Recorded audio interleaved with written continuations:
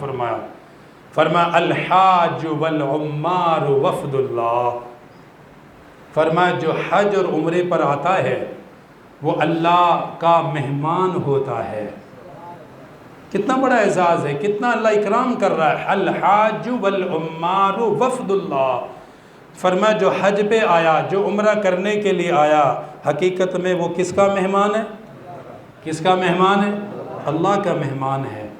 اور اللہ پاک اپنے مہمان کا کیا اکرام کرتا ہے، وہ حدیث کے اگلے جملے میں فرمایا ان دعوہ اجابہم، اس کا مہمان جب بھی اس سے دعا کرتا ہے اس کی دعا سن لیتا ہے۔ مہمان ہے نا اس کا، وہ میزبان ہے۔ ان دعوہ اجابہم، اس کا مہمان جب بھی ہاتھ پھیلاتا ہے، مانگتا ہے، جب بھی اس سے خیر کی دعائیں کرتا ہے، فرمایا وہ اپنے مہمان کی دعا فوراً قبول کرتا ہے۔ ان دعوہ اجابہم، مانگتا ہے عطا کر دیتا ہے۔ وَإِنِ اسْتَغْفَرُوهُ غَفَرَ لَهُمْ، اور فرمایا اس کا مہمان جب اس سے توبہ کرتا ہے تو اس کے زندگی کے سارے گناہ معاف کر دیتا ہے۔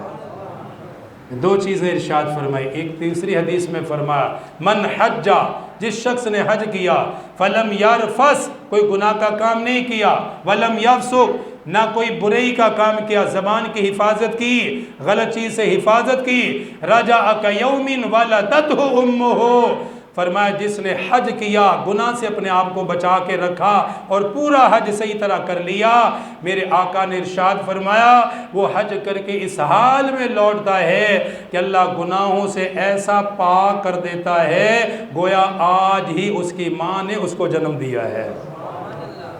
اتنا وہ اللہ اکرام کرتا ہے، اس لیے فرمایا کوئی حج سے آئے، کوئی عمرے سے آئے، اس سے سلام کرو، اس سے مصافحہ کرو، اور میرے آقا نے فرمایا اس سے مغفرت کی دعا کرواؤ، کیونکہ وہ اس حال میں لوٹا ہے کہ اللہ نے اس کے پچھلے سارے گناہ معاف کر دیے ہیں۔